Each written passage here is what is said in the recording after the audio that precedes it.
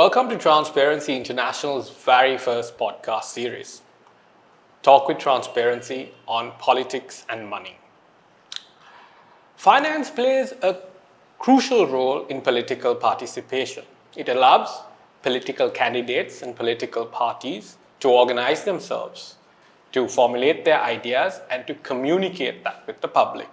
However, when such financing is unchecked or opaque, it provides an opportunity for affluent vested interests to exert undue, disproportionate, and even a criminal influence on policymaking, thus resulting to an erosion in public trust. Today, we would like to welcome Mr. Eran Wickramaratne, former Member of Parliament from 2010 to 2024, former State Minister of Finance, and by profession, a banker.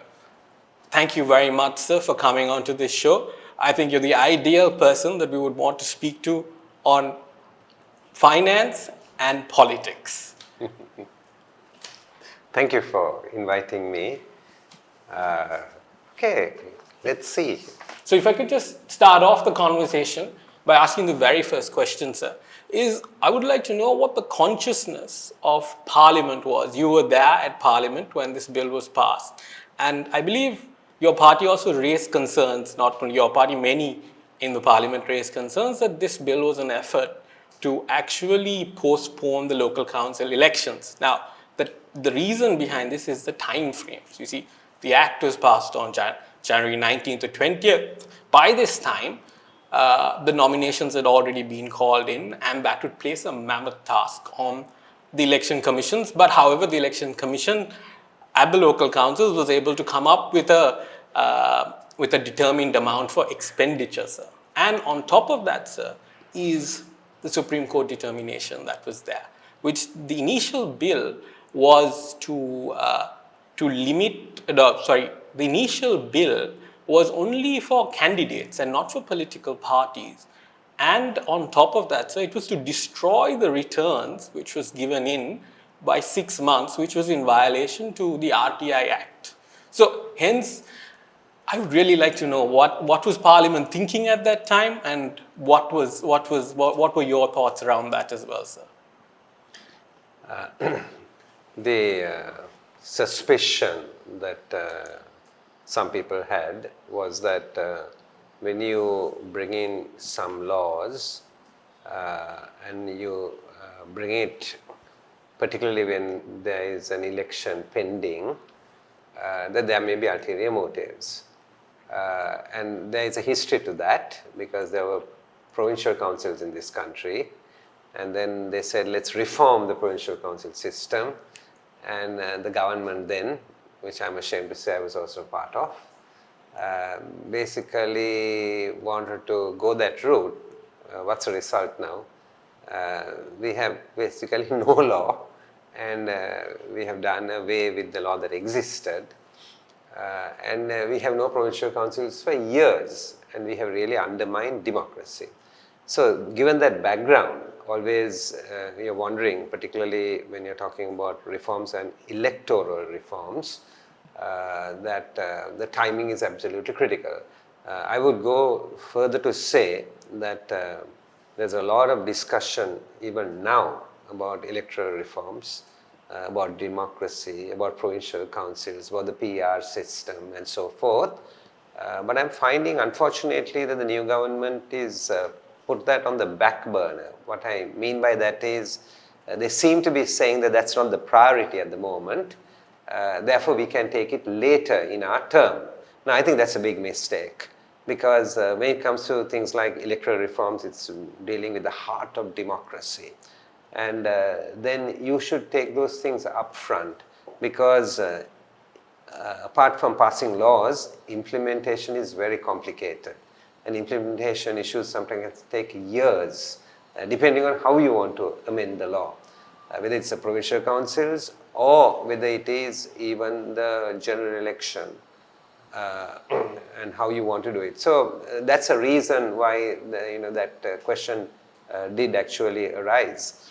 The Supreme Court verdict was good, because in Sri Lanka, again I would say unfortunately, you can go to the court only when a bill has been presented in Parliament to see whether that bill is constitutionally acceptable or not, or the Supreme Court will give a verdict on it saying it's not acceptable, or it can be adopted by making certain amendments, or it will say no, it needs a referendum. So that's the way it works. Now, unfortunately, in our country, there is no post-legislative judicial review. I think countries should have that, so that even after we pass a law, a citizen has a right to go to a court and raise a question which they think may not be lawful, may not be constitutional, because in Parliament, even at the committee stage, before we vote on the bill, amendments are moved generally by the existing government. And I know, while sitting in Parliament, that I thought sometimes those amendments were probably violating constitutional principles, and then they pass it. And then there is no legal remedy for it. And therefore, you definitely need post-legislative judicial review. I think that's where the country should actually head, and we don't have it. So in this particular law, it was good to see the Supreme Court came in and the government accommodated the changes that were required, because otherwise you can't really pass the law. So just to follow up on that question, here is a position where policymakers are regulating themselves, right? In such a situation, did you see per se a genuine effort there in Parliament to actually to find the real objective of this legislation, or was it just to pass on a piece of legislation? Your question is a difficult one, because when you ask a question like was it genuine or not, it's to do with actually trying to ascertain or pass judgment on people's motives, which is difficult.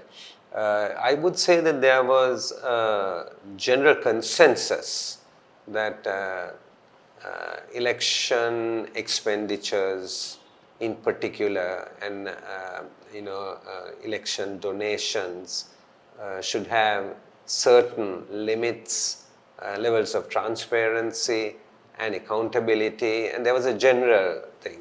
I don't think we had lots of very detailed discussions on what they may be, how should they be done, how should it be implemented, how should it be enforced. That didn't happen. That is why you see there are so many gaps even after enacting a law. Thank you, sir. So just to move on from that, sir, is this particular piece of legislation, the Campaign Finance Legislation Act of 2023, imposes an expenditure limit. Now, at the parliamentary election this time, which you were also a part of, the election expenditure limit was around 5.7 million. Right now, do you think this expenditure limit is adequate it was 5.7 million for the Colombo district for a candidate, right? Do you think this is adequate when it comes to campaigning? And also, if you could I would really like to know, what is the fundraising journey like? I don't want to be very personal here, but I must say that I focused on it late. And the reason I focused on it late was I was not contesting the election.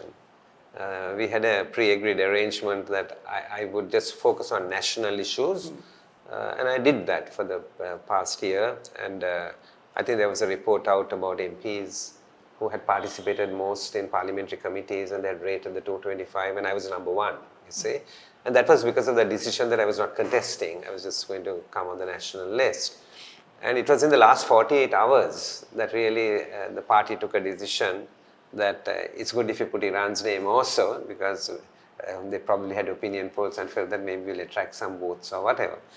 So I actually started to focus on that only after handing my nominations. I hadn't planned to contest.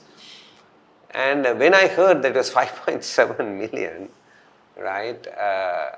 I thought that it was a ridiculous limit that had been put.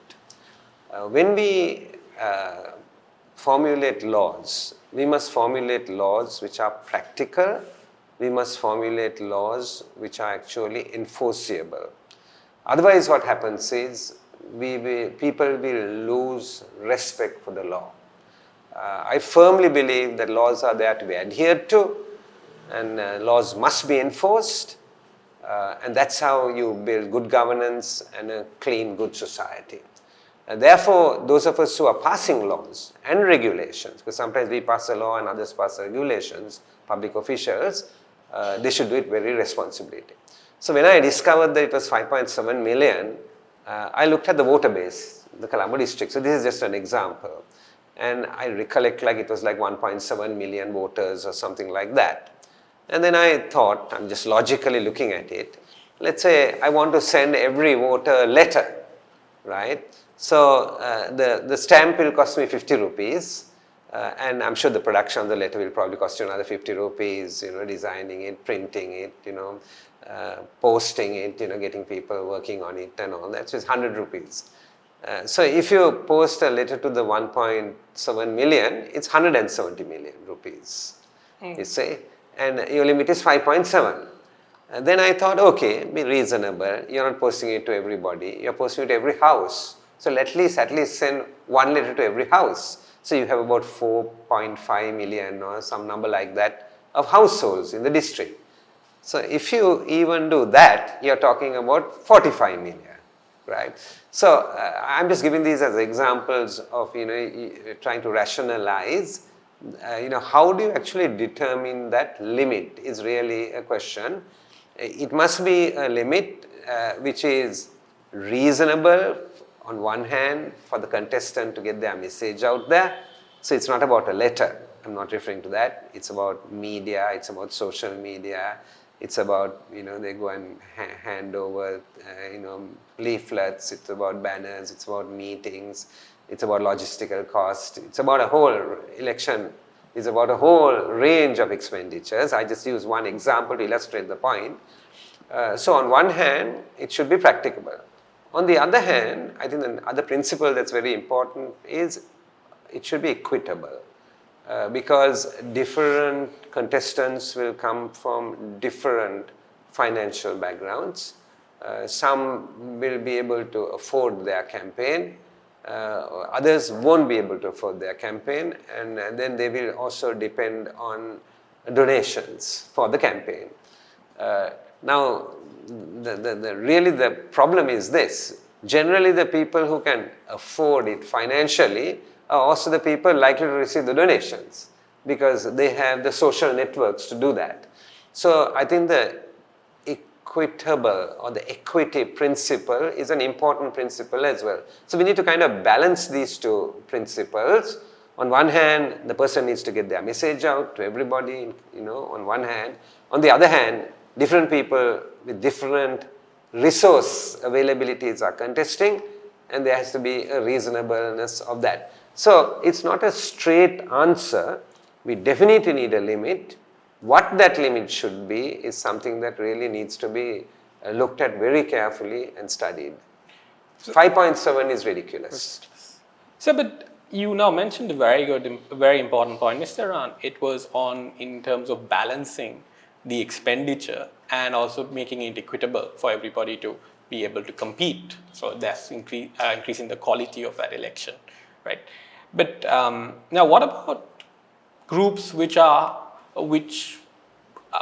come from backgrounds which, like you said, don't have the ability to afford this, right? And on top of that, at that point, media expenditure would increase, so the demand for media spots would increase. So I suppose that might lead to higher media costs during that period of time when candidates want to get there, right? And I think the Act does not, I believe the Act does not have any provision to provide assistance for individuals to get their message across. That technically what you're saying is there's no safety net, right? So what happens then? Do you think to make this stronger, to increase the quality of an election, is state resources, should it be provided to groups that are disadvantaged so that they too can have a fair chance at the election. Because the planning behind this particular law is to make it equitable for all, right?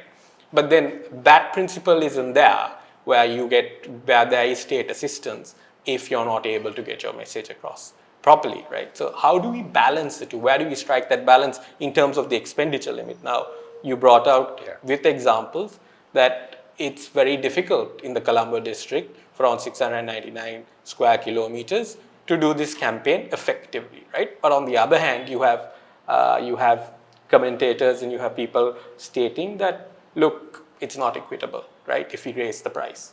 So where do we strike that balance and how do we go about it? Yeah, so as I said, there's no one easy answer. We, I think, agreed on the two principles. Message has to be got out and there has to be equity in terms of those who contest. And the question is, where do you actually draw the line? And I'm saying don't draw the line at a ridiculous amount, because then people will go around it and you'll be more in breach than actually in having a law and people are respecting it and implementing it. So when you get your message out, as I said, there are different expenditures. In a local council election, it's a little different because you have a limited geographical area, a smaller voter base, 5,000, 10,000 or whatever, right? And then in a district, you may be having lakhs of voters, or in some districts, millions of voters. So it will differ, and each case will have to be looked at separately. Then the mode of getting your message will also differ, because in a very local area, you could walk in every house and you could talk to people. You could have your volunteers going around, and passing your message. There are ways to do it. And then for visibility, you might put your banners or in your posters. I'm a little anti-poster personally, but I would say posters are also important depending on the locality. And put it on places where you can actually put it properly without really destroying the environment. So that can be done. But if you're reaching the wider audience, right, particularly in a presidential election or in a parliamentary election, so very, very wide audience you're reaching, you cannot do it just in the conventional way by just going around, walking, handing a leaflet out and things like that. You have to go to the media. When you go into the media, broadly you have the trad media and you have the social media. So the traditional media, I would include both print as well as broadcasting, radio and television. It's still important. People tend to think that social media determines everything. Increasingly true. But still the traditional media is important. And also it depends on the age groups, because different age groups of voters get hooked on to different kinds of media. So I think everything needs to be looked at. You can't really exclude anyone in terms of the media. Then the media access. So if you don't have a limit, it's not equitable, because people who have the money will put it and they will go for it. So you have to be equitable. So I think there are two things to look at in creating equity, right? Only the contestant can't do that. So putting the limit is you're putting it on the contestant. But to create equity, there are two things to really look at. One thing to look at is media itself.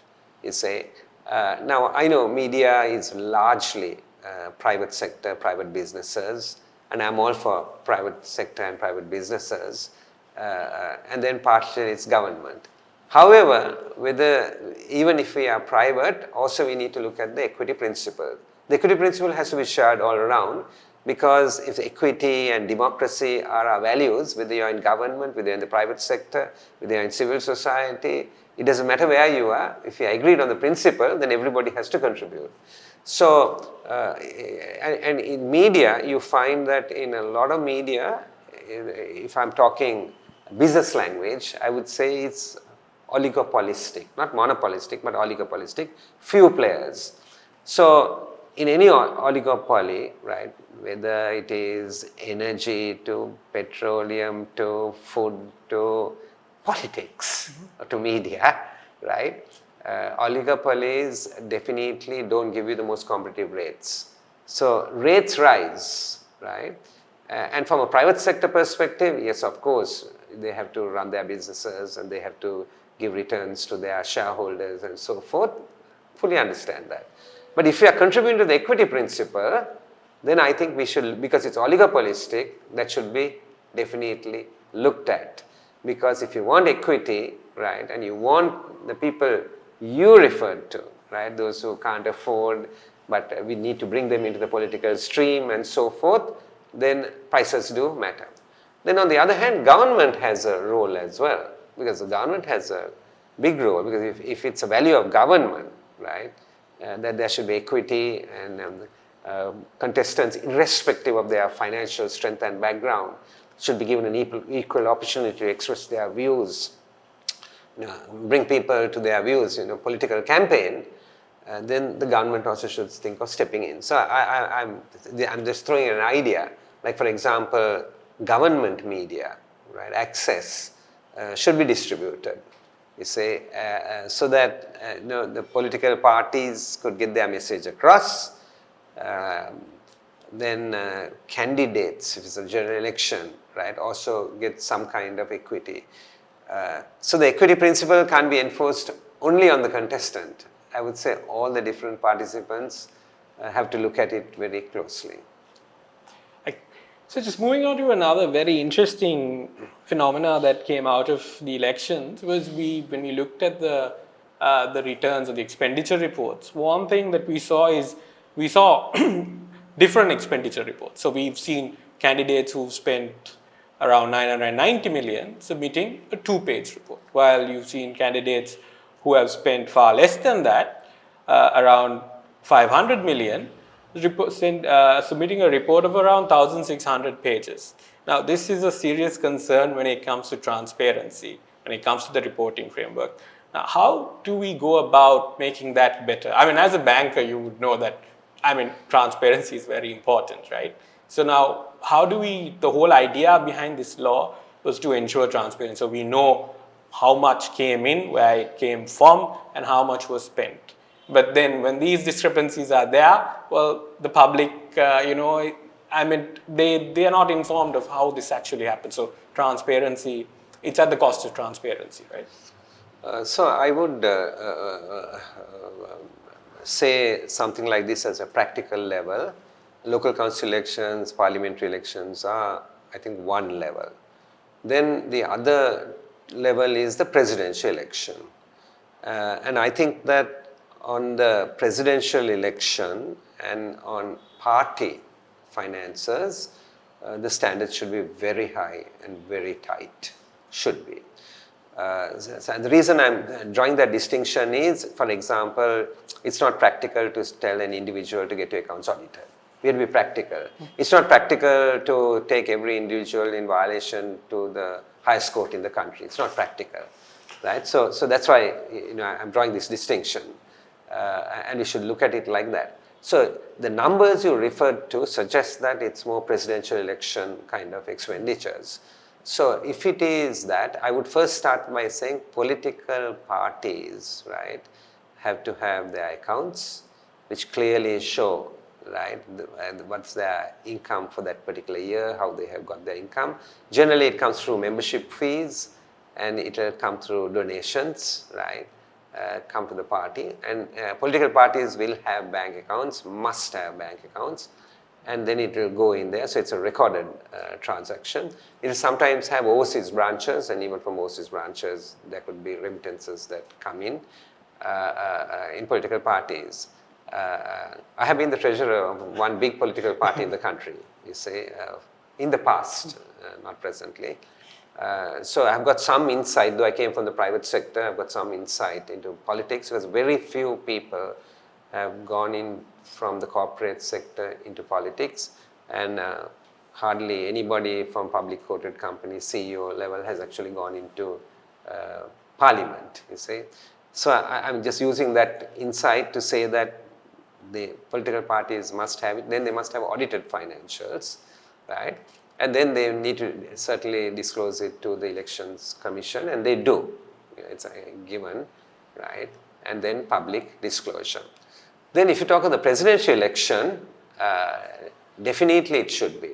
because you referred to as somebody giving 1,000 plus pages of disclosure and somebody is giving 2 pages of disclosure, and the expenditures are like 900 million and or 1.5 billion or whatever. Now, just coming from a finance background, I can tell you straight away, if you're asking me, I know straight away that even the numbers you are referring to are not the total numbers that were actually spent. And somebody might say, oh, how can Eran say that? I'm not accusing anybody. I'm saying that as a finance professional, having a sense of expenditures, right, and to do a presidential campaign to cover, all the voters in the country and the geographies and using the different media, I can just say it offhand straight away, it's absolute. Both those numbers you quoted, the absolute underestimation of which actually you would need to run a presidential election. That's why I say we need to be a bit realistic. If we are not realistic, then we get into this whole thing about actually severe underreporting and so forth. So I would say that in a presidential election, we should start thinking like the political parties for more audited financial statements, which I won't apply to the others because you need to be practical. And then expenditures can be disclosed, expenditures can be verified for sure, there's no issue about that. Then expenditure limits are enforced, and I would say realistic limits need to be put on it. I think the real issue that comes in is more on the income side, on the donor side, because donors will give money and there should be a donor limit, and then you have the individuals, and then you have the corporates, and then you have others, and then you have groups which you cannot really take anything from, particularly foreign groups, overseas groups and so forth, because you don't want them really influencing our election result. Right? So on the donor disclosure, here I'm being practical. In an ideal world, I would like to have complete donor disclosure to the public. That's what I would love in an ideal world. But I would say that given that our society is not ideal, and seeing the number of civilians that are being threatened, even that's going on even now for different reasons, because of unclean money and drug money and so forth, and the number of people getting eliminated, and the police yet don't seem to have complete control over the situation, and seems to be still a lot of people running around with ammunition and guns and things like that. So we have to look at laws for sure. We can agree on principles, and we need to be pragmatic on how we actually apply it. However, right, I think we live in an imperfect society, an imperfect world, right, and we also have a responsibility to protect the donor. You see, the donor has to be within the law, because if there's a limit, he has to be within the limit, right, but he also needs to be protected, because otherwise there can be undue pressure brought on the donor, threats brought on the donor, and if we are practical in our society and pragmatic, we have to think about that. So I would say the full disclosure there, I would say should be to the Elections Commission, because you must declare. But who you declare it to is really the issue there. So for example, to give you a kind of an example, Assets and Liabilities Declaration was not there. Transparency International, PAFREL, lots of civil society people for years talked about it. And I have also been at it for years. And then about 5 MPs, we all got together with the organizations, and we went and made a declaration several years ago of assets and liabilities. Now, always the declaration was there. If you're a member of parliament, you have to declare it to parliament, to the speaker. And there was a little game that had been played, that if you were a cabinet minister, you didn't give it to the speaker, you gave it to the president of the country. I still don't know why on earth that was done. The only reason I can think is it's like, the president having your resignation letter to threaten you. No reason to give it to the president of the country. Everybody, including cabinet ministers, deputy ministers, should be giving it to the Speaker of the House. and that should have been the law, but that was a little quirk in the law, but that's the law. But what was not there is public declaration. So we were declaring it, but the public didn't have access. And the law was, if you needed mine, right, and you could write to the speaker, and there was a fee you paid, and it's sent to you personally, but you can't show it to others. That was how the law is. So for years we shouted and said, no, there should be a public declaration of assets and liabilities. And finally, with the new law, the Seer-Bock law, the anti-corruption law that came in, that has been actually included, the declaration. Now, even though the declaration is included, right, that doesn't mean that the public need to have every detail. For example, you have to declare your incomes, your expenditures, you have to declare your assets and your bank accounts, for example. That doesn't mean that every person on the road needs to know the bank account of the person making the declaration. You see, so the important figures are given, all the details are given to the officials who are handling it, right? But you don't give the bank account to the public, because an unscrupulous person who gets it, gets information into their hand which they can misuse. So I use that example to say about the donor as well, right? The donor must be declared to officials, and if they think that there's something hanky-panky, investigation needs to be done, it needs to be given to Seer-Bock, it needs to be given to the CID for investigation, that's fine, because there can be money laundering, right? And money laundering shouldn't be allowed. It should be clean financing. So we need to do all of that. But at the same time, we live in an imperfect society.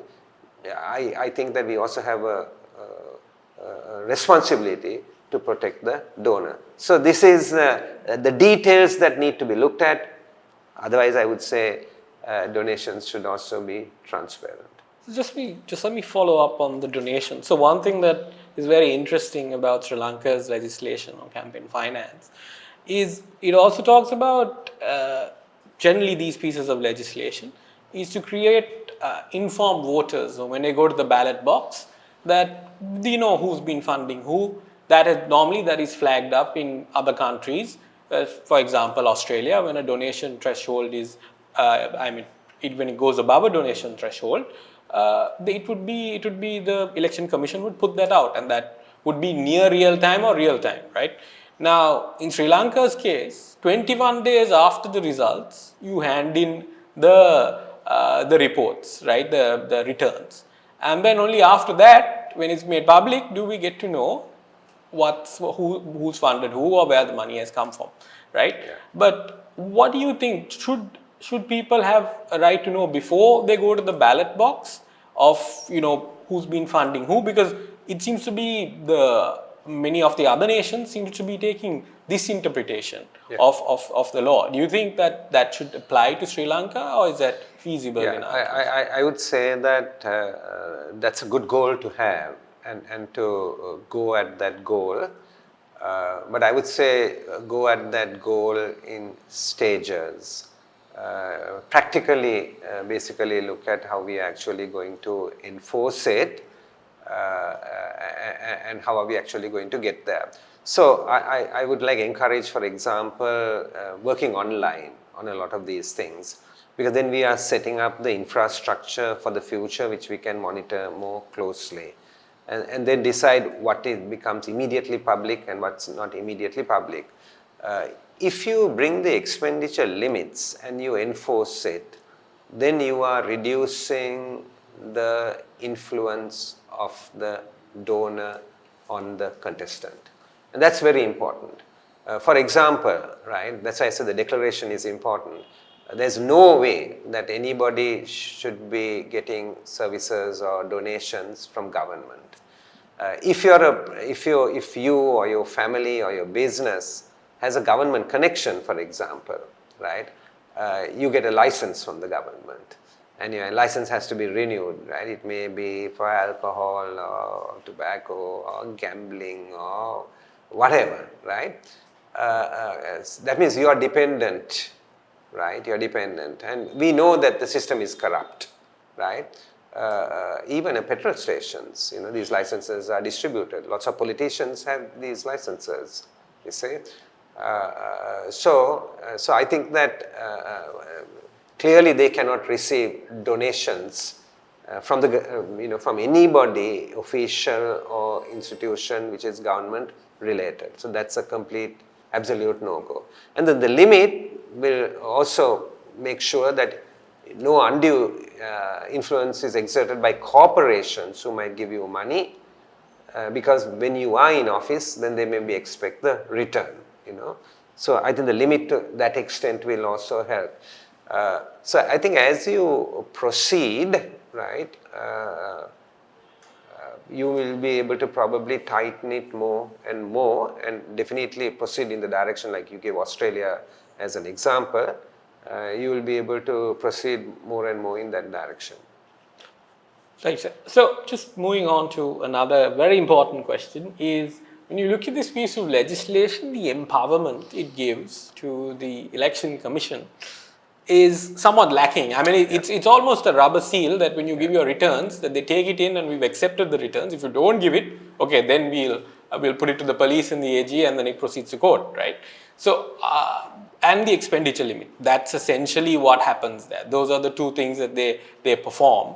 So they're not really empowered to check whether the accuracy of the details that you hand in, or whether there is interagency necessity for different bodies to cooperate on this information and to keep track of it, right? So, I mean, what can Sri Lanka, what can this legislation, I mean, how can it be changed, if at all, to empower these bodies or to empower the Election Commission, and where they can have a greater say in some of the matters? Because as of now, I'm just giving a piece of paper, and as I showed you that discrepancy that was there, and both parties have done right. And like you said, sometimes abiding by the law can get you, I mean, might be disadvantageous to you. I'm sticking to that limit, right? Because nobody is actually monitoring that as well. That is also put onto the citizens. So what exactly is the role here of the Election Commission then?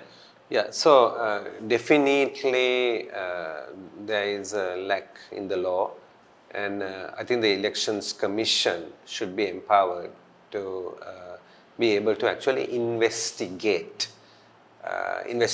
Now, at a practical level, I would say it should be political parties, presidential candidates. That's where they should start.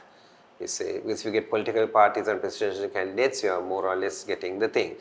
And at some level, you can go to the individual as you advance, but I think that's critical that is done, and therefore, the Election Commission should be empowered. Now, the Elections Commission will definitely need the assistance of lots of others in this, because these are financial and accounting things, you see, and therefore, you might need the help of accounting firms, for example. You will need, this eventually a lot of this needs to go online, you see, and online you can trace it, track it, and if you are introducing bank accounts, then the transfers could be looked at. Money laundering, you are minimizing it because of the bank accounts, and the banks have their own internal systems in it, right? And so government agencies like the ICT agency, that's going to be replaced with a new agency, but they'll be doing some of those functions, whatever the government agency is, that needs to be looked at. Then also, if you're really going to enforce this law, which is where the problem is, then you will need the help of the legal fraternity as well. So I know the AG is overloaded, but the AG's departments, Attorney General's department will also have to get involved if you're actually going to empower. So definitely the law needs to be changed, because there's no point having a law if you can't really reporting, looking at transparency, enforcement, and then if there is a case, moving it to the next level of taking it to the judicial process, and then going to the next level, right? If people are actually violating the law, they have to be punished. There's no point having laws if you're not going to implement them, and if you're not going to actually punish people for breaking the law. So that is a huge gap that exists presently, and that needs to be looked at.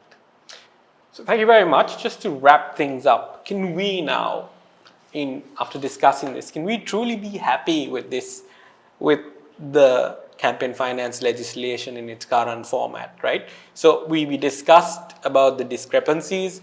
We discussed about the fact that sometimes maybe complying with the expenditure limits might actually cause people to not to comply and actually gain by it. And on top of that is another phenomena is the pre-elections, that are the pre-election expenditure which are not captured, right? Because it's after nominations 5 days and then the limit is set, right? So where does Sri Lanka's journey have to go? I mean, the starting point is we now have a piece of legislation. But as a voter, I do not know before the ballot who has been funding whom, right? I am still left in the dark there, but I have to wait for 21 days further. As a politician, sir, you're not, I mean, when it comes to expenditure limits, sometimes abiding by those limits can be, it might not be, it might not favor you. And there are many number of ways that you can go around it. Like, for example, third-party expenditure, which is not covered in this act, which we saw in Facebook and so many posts, which you can boost posts saying that supporting a particular party, right? So where are we? Is there a long way to go? We don't have empowered institutions. So what needs to be done, and how can we be happy with this piece of legislation? Yeah, I would say this piece of legislation is a start. We have never had it before. So this is the first time that actually it's being used, and therefore I would say it's certainly a step in the right direction that it came. We had anti-corruption legislation in this country as well for a long time. But it was only last year in Parliament, in the last Parliament, that we really tightened the legislation and we put a lot of these things together. And now, 1 year later, we are really seeing that that law is being used. So I think what they should seriously look at is revising this law, right? Seeing all the gaps, particularly on implementation, you see. And strengthening it, because I think if you do that, then you can start really implementing it. So I would say existing law is a right direction, first step in a right direction.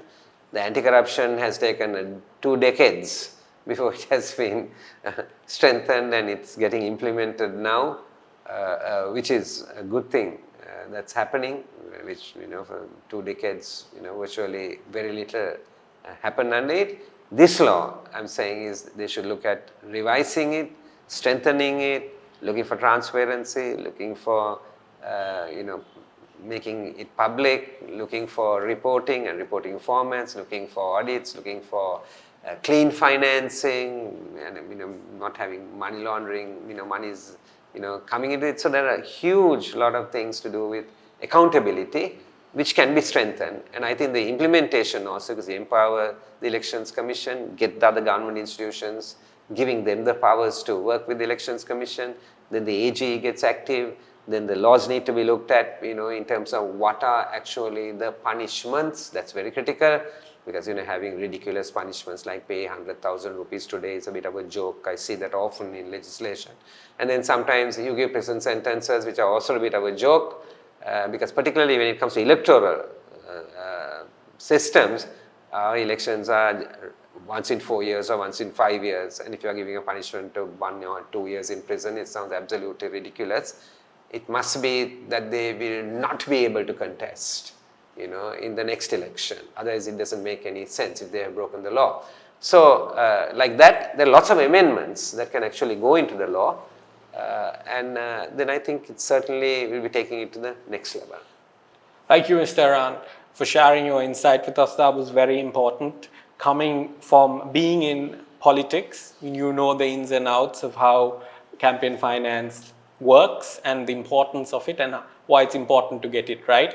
So with that, I think Sri Lanka is on the right direction, but there is a journey for us, a few more miles, kilometers to go ahead. With that, I think we're in the right direction, and I hope Sri Lanka proceeds to that. But so I think your insight in this discussion would provide us the necessary guidance, I suppose, for all policymakers out there when it comes to going in the right direction. Thank you very much, sir, for coming onto the show. Thank you very much for inviting me.